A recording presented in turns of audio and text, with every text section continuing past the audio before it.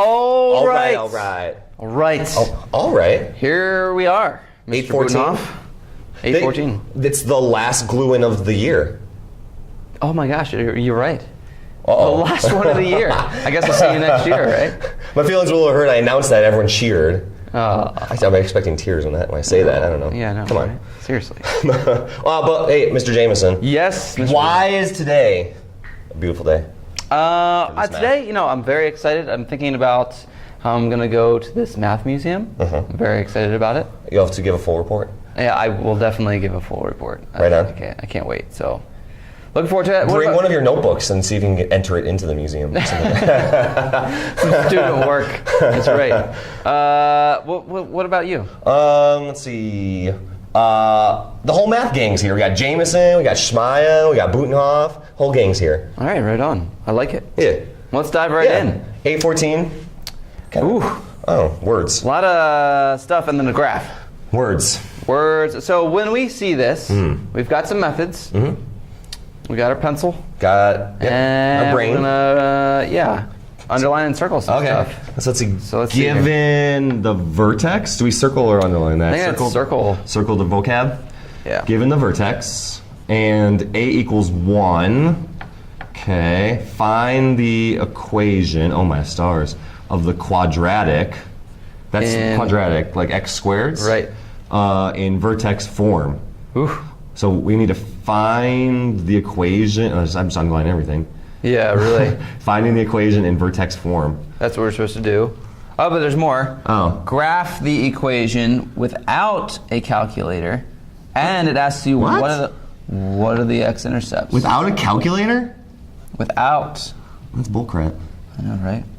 Okay. So does that mean you have to find out, see your neighbor, so one person does it somehow, gets lucky? I had some students with some tips for how to do this. Really? They made some observations. Well, let's start at the beginning with the directions. Given the vertex. Okay. Well, we've got a graph, so we should probably graph that. And let's first says find it in vertex form. Right. Which is this y equal a x minus h squared plus k. We did that last time. We did that in 8, whatever. Yeah. 8-7? Yeah. 8-8. I don't remember. And this is the vertex, so h, k. So we just toss those in, right? That's not bad. Oh, and a equals 1. So the equation is y equal 1 x minus 3 squared. You got it. Minus 4. Yeah. That's the opposite for the x, and then it's the same for the k, or for the y. Yeah. There's the vertex form. Yep. Okay. Sweet. Now graph the equation without a calculator. What the heck is this? Well, okay, so we should start with the vertex. Oh, okay. Because that's the one thing that we do know. So start with what you know. 1, 2, 3, to the right. Okay. 1, 2, 3, 4 down. Yep. So there's the vertex. We know that much. And then it turns out that there's this pattern. Oh. That if you have the vertex and only when, if and only if, a equals 1, then it turns out that it's over 1 and up 1 from the vertex. Following. And then over 1 and up, not 1, but 3.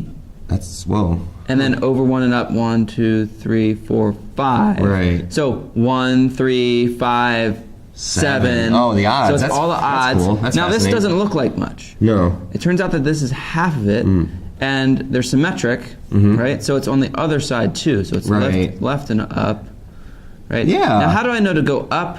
It's because A is positive. Positive 1. So that's that. And then you just draw this. There it is. Huh. And you know exactly what I'm going to draw next. Why didn't we do that first? What the heck? I know, right? Well, A is not always 1. Right. But this works for when A is 1. I drew a little picture. Let's see if I got some room down here just in case. I drew a little picture to kind of make it easier sometimes. So here's the vertex. Oh no, we can't see. Okay, there's the vertex. And then to get to the next point, plus 1, plus 3, plus 5. I was able to refer back to that picture and point to it to my students, and I was really like plus 1, plus 3, plus 5. Yep. I don't know. Yeah. Yeah, you go over just the 1, and then you keep going up odd numbers. Yeah. Somebody said, oh, so you just go up another 2 each time. And I was like, yes, you're recognizing patterns within. Absolutely. I think that was Leo. Ooh. Good job, Leo. Ooh.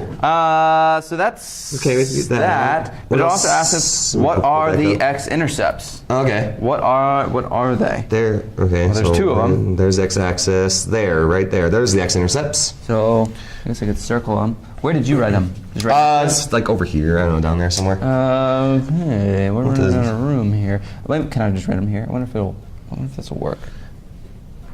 Let's see. This one is 1, 2, 3, 4, 5. So this one's 5, 0. Can you see that? I hope so. This is 1, 0. What do you think? Should I rewrite it? That's fine. So 1, 0, and 5, 0. You can just see it from the graph. That's how we're identifying 1, 0, it. 5, 0. Circled them. Okay. And that's basically it. Okay. Right? Well, that leads nicely into the next one. Given the x-intercepts. Yeah. So -1, given 0. the x-intercepts. Cool. Okay. Find the parabola. In factored form. So like the parentheses. See? Or maybe I should circle this factor too. And then we're going to graph the equation without a calculator. All right. Oh, and what's the vertex? Wow. Okay. Dense. That's a dense problem. Similar stuff, we're just given different things. Okay. So let's see. What's it say? Find it in factored form. This is kind of a cool one. Yeah. I like this one. So we know the x-intercepts are -1 and 3, and that's kind of like the zero product property. Right. So that's a -1. So it's like undoing the zero product property. In fact, it is undoing it. Yeah. Right. So the -1, that we would have had to subtract 1 from both sides. So now we would have a +1. Just the opposite. Be the opposite of that. It's a +3, so x -3. Yep. If you were to have set each one of these equal to 0 and solved for x, you would have gotten this. Absolutely. So when I said go backwards, and we would have minus right here to get to there. So when we go backwards, that's where the plus is. Same thing for this one, except opposite, right? So there's the factored form. Perfect. Okay. And then, so I like starting with what we have. Absolutely. Start from the beginning, huh? Start with that. So -1, 0, that's going to be right there. And then this one, 3, 0, 1, 2, 3. Got it. So that's all we got. I really enjoyed this one for some reason. I don't know why. But it's kind of like, I said, it's like Sherlock Holmes. Right. Clues. I got you. Let's try to figure out, you can kind of imagine where this graph would be. I mean, what would it look like, right? The vertex is always in the middle of the x-intercepts, I suppose. Yeah, so there's this axis of symmetry. Yeah, line of symmetry. Line of symmetry. Yeah. And so there's another one for this. It's always in the very middle of the x-intercepts. So you can see this one is, if we put this imaginary dotted line there, it's in the middle. So 2 away, 2 away. And this one will be the same deal. Yeah. It's going to be in the middle of these two. So that whole distance is 4. So it's got to be right here. So the vertex is, okay, I got you. I see what you're doing. So let's draw this imaginary. This doesn't, it's not actually part of the graph. We're just kind of giving ourselves a visual here. So this little dotted line, if you can see that, somewhere on that dotted line is the vertex, right? So we don't know where, but we're going to use our clues. Right. And we're going to use the fact that we kind of already developed a method for graphing to figure out where that would be. So we have to, okay, here's the center line. And we have to go up 2 hops, I guess you could say? Yeah, 2 hops. Because it's got to go 2 over. So you go, we know when we start at the vertex, we do what you heard before. Let's go back down there. When we start here, we have to do... There's 1 hop, and then 2 hops, so 1 plus 4. Right. It's kind of like 4 away. It's got to be 4. It's got to be 4 away. So then you can just graph the next one, and it would be what, 4 down? 4 down, yeah, instead of 4 down. So 4, am I sure? 1, 2, 3, 4. 4 down, so let's test it. So then that would be up, or over 1, up 1, and then over 1, up 3, and we're there. Cool. And so then the only other piece we're missing is this. And we could actually expand it out. We could do 1, 2, 3, 4, 5. We could keep going. True that. How long do you think I could go for? Well, forever. Yep. That's why we put arrows on the end of our lines. Okay. I know. All right. They're different arrows. I got to be consistent here. Okay. That's how you graph it. That's not so bad. Yeah. Okay, and then What's the vertex? What's the vertex? Well, we just graphed it. It's right there. 1 vertex. 1 -4. You got it. Sweet. Circle that. Kind of a tricky thing, but when you kind of figure out the pattern, it's like, it's not that bad. Yeah. Kind of like everything else.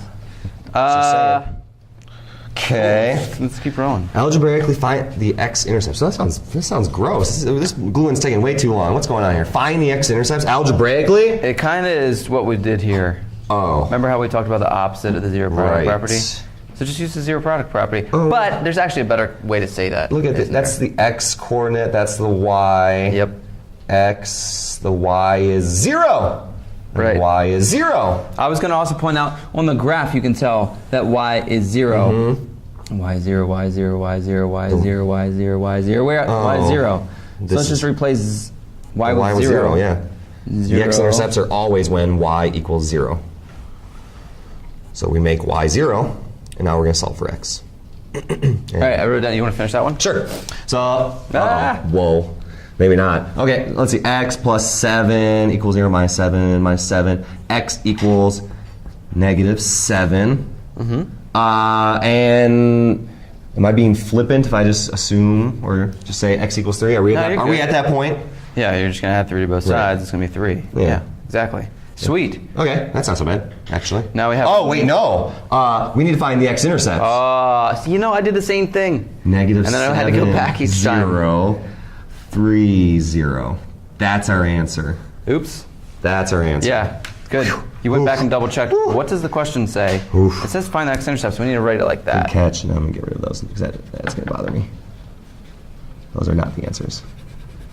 I used 2 different colors in class. I circled the one. Boom. Okay.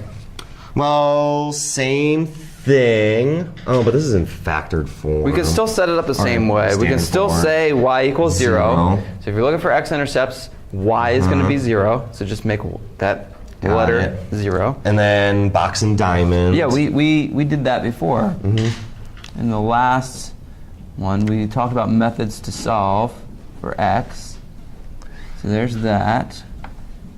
4x squared. What's up, Caduce? What's up, Benny? 5x.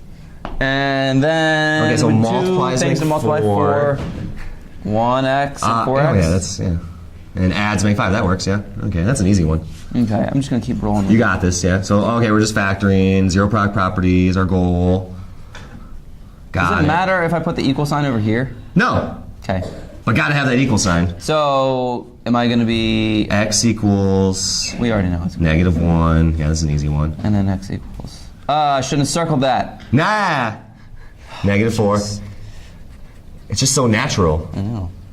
It's not a big deal if you circle it. It's just that you definitely need to write the final answers as negative 1, 0. Okay, right. It's the x. We're finding the x-intercepts. We're finding the x-intercepts. We're finding the x-intercepts.